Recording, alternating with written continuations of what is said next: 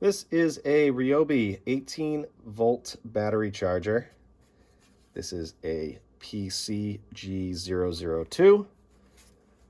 Very basic charger, but it has all of the indicators that you would want, including the solid green light that would come on here to indicate a full battery. That green light will blink when it tells you that it's charging. Both of these lights, the red and the green, will blink if the battery is no good for whatever reason, and just the red will blink if it's overheated. This will also charge lithium 18 volt, the lithium plus, and the lithium HPs, which are the larger of the Ryobi batteries.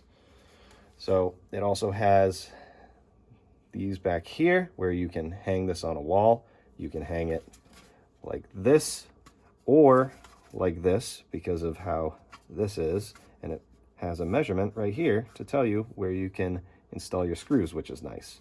I keep it right here with all my other chargers, so I can just plug in my battery and call it a day.